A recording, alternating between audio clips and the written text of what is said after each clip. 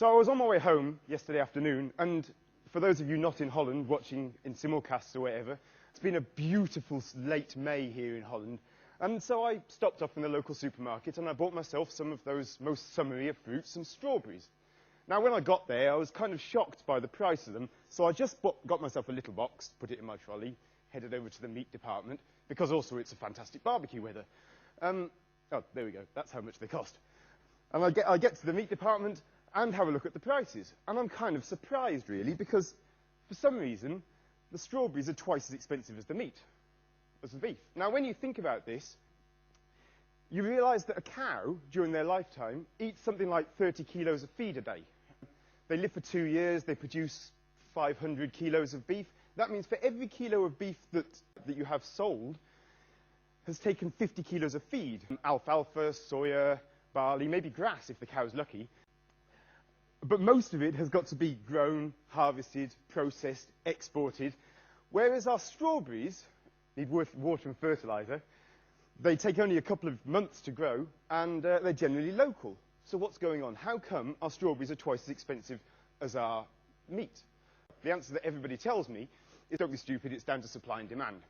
And I think to myself, yeah, okay, supply and demand, they're definitely two of the pillars that go to support our edifice of our prices, but they're not the only two, definitely. I mean, there are influences from both our governments and our companies setting these prices. And it's the governments that I'd like to start with. I'm going to talk about all of these areas, but I'm going to start with government, because the European Union spends 50% of its budget on agriculture. And we think to ourselves, why do they do that? Well, there's a couple of aims, really. The first one is they want to prevent famine in Europe, which for the last 60 years they've done fantastically. At the same time, they want to increase their agricultural exports, which means they bring in more money into the European economy. And both these ideas are fantastic ideas. But what do you get? You get intensive agriculture, highly reliant on fertilizers, pesticides, and fossil fuels, all of which are highly unsustainable. So whether we can keep this system that's kept us from famine for the last 60 years, whether it will work for the next 60 years, is quite a question. However, for the last 60, we've succeeded very well. And we've also managed to grow our agricultural exports. Europe's in blue, the United States in red, Brazil and China. Everybody is growing their agricultural exports, which is fantastic, because we live in this world where the population is going up, and more people are hungry. So brilliant. Except the world population isn't growing as fast as our agricultural exports. So who exactly are we selling this stuff to? And this is where I'm going to introduce you to my friend Yannick, who is a farmer in Jamaica. And Yannick has the misfortune of being born into a poor country. And this poor country is also in a lot of debt, as many countries are these days. So at some point, they can't repay their creditors anymore. And they have to go to the lender of last resort, which is the International Monetary Fund, and they say to them, can we have a couple of $1 billion just to tide us over for a while? And generally the IMF say yes. But we're not just going to give you these loans, we're going to put some conditions on them. And two of the conditions they put on are, you have to stop subsidising your farmers, so Yannick has to pay full price for her fertilisers, her fuel, and you have to open your borders to agricultural imports, which are all subsidised. Which meant, for the last 20-odd years, Yannick has not been able to sell her onions in Jamaica because it's been cheaper to buy them from the United States, which means that all the agriculture has disappeared. And it also makes them highly dependent on international markets. So I say we've had record low prices, but in 2008 that wasn't true. Suddenly, the prices of all these foods went up, and the same in 2011. And in 2008, there were people on the streets in Haiti and in Mozambique, and in 2011, there were people on the streets in the Middle East. Whatever we think about the way that we price our commodities, it's certainly pretty destabilizing. But again, we have to think, why are these prices changing like they are? And the stock answer, as always, is, don't be ridiculous, Adam, it's just to do with supply and demand. But I don't really believe that, you see, because when you look a little bit closer at these things, you see that all of these foods, their international prices suddenly went up in 2007, 2008, on the verge of this financial crisis. Are we really saying that this is supply and demand? That suddenly the supply of these things went down, and the demand with these things went up, just in 1 year, and then afterwards it went back to normal again? Really? Well, it becomes a little bit clearer if we have a look at other commodities, because the same things happened with metals, and with fuels, and with phosphorus, which went up 1,000 times. Phosphorus is a key ingredient for our fertilizers, and if it goes up 1,000% in the space of a year, this is not something you can plan for. is this really supply and demand market economics? Well, what's the demand? And the demand has been increasing massively, but not from actual people, rather from investors. This is the amount of investment that's gone into commodities in the last 10 years, and really it's a new thing. Today there's over $1 trillion invested in these commodities. We don't really know how much, but it's something like that. Whatever it is, it's way more than the value of all the commodities on the earth. But who are these people that are trading all these commodities? Well, we have this idea that they look like this, that they're shouting at each other, waving pieces of paper, but that's not true anymore, because 90% of all our trades these days are made by computers using algorithms. And what do these algorithms do? Well, they trade 40,000 trades per second.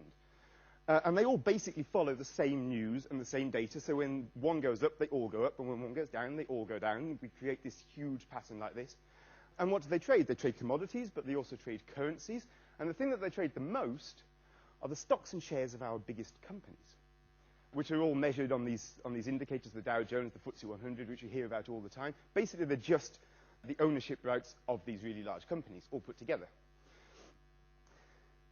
If we don't understand anything else, we understand that the stock prices of these companies has to constantly go up. It's a way of getting investment in. It looks good for the company. That's the way they judge their performance. And that's what brings me on to our discussion of companies, because when we realize that this is the main motivation for our companies, we start thinking in a different way. You see, not all companies are equal. There are small companies that are family-owned, and there are large companies. And the large companies are obliged to grow their profits every single year. They also have huge marketing budgets. However, there's only so many lettuces you can sell in one town, you know? So if one side grows, the other side will naturally shrink. So much so that you get to the stage where, like in the UK today, 90% of all of the grocery retail is made in 4 supermarket chains. Not that that's actually news you would ever hear on the news, because everything has to be positive. All of the news that comes out about these corporations, these supermarkets, has to be good, because that's how their stock price keeps going up. And the best news you can possibly get is about jobs. Everything's always about they're going to open supermarkets, we're going to have loads of new jobs, which is brilliant, because that's what we want our companies to do. We want our companies to provide employment. And we go into these companies and we pay a lot of money through their tills, buying their products, and we think to ourselves, all right, that's good, because we're helping our local society and they get a little bit of this money that we're putting in. But of course, companies don't just pay wages and pensions, they also have to pay tax, they have to pay their suppliers, they have to make profit as well. But they have to maximize their profit and grow their profit every year. So at some point, the companies can't expand anymore, you know, they can't sell any more lettuces. But they have to keep their profits growing, which means they have to reduce their expenditure. So you cut your wages and just scrap your pensions obligations. You find tax havens to base your companies in, and so you pay as little tax as possible, and you push your suppliers as hard as possible so that they will still be able to make a profit, even though you're only charging €4.50 for your beef. And all that's in order to grow your profits. Now, this money that we've put into these companies from our own communities suddenly goes up into the pockets of the shareholders, paid out in dividends. Effectively, what we've done here is we've produced companies which are wealth vacuum cleaners. Not only that, our supply and demand, well, it doesn't work. I mean, we need prices that are realistic, not that are altered by all these crazy things. And not just that, I mean, supply and demand has obviously been usurped somewhat by speculation. And finally, we come on to our governments.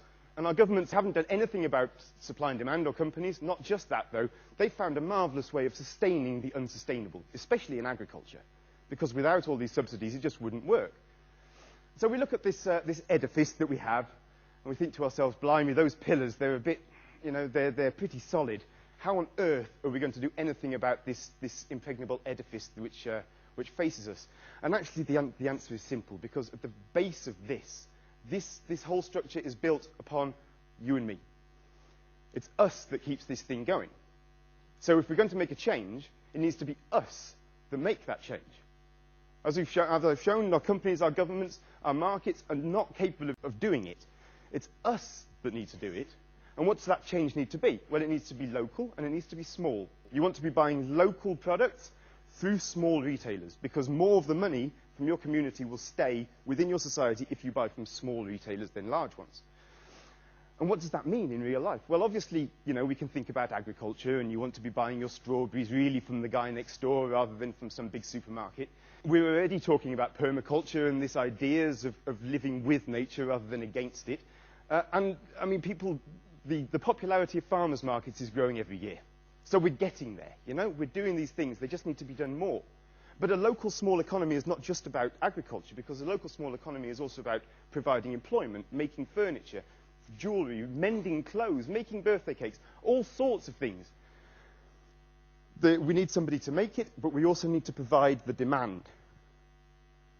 And the last one that will go into this is the idea of energy, because if we rely on our governments and our companies to supply us with energy, they keep building coal-fired power plants, but we don't want that. We want renewable energies. So we're the ones that are going to have to go and invest in it. Not on our own, but with community support.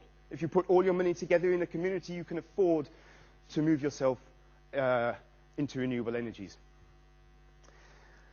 All in all, what we need really is a change in mentality to create this local demand.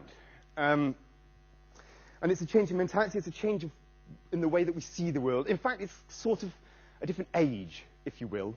It's an age where we have to stop relying on our companies and our governments and other people to make this change for us.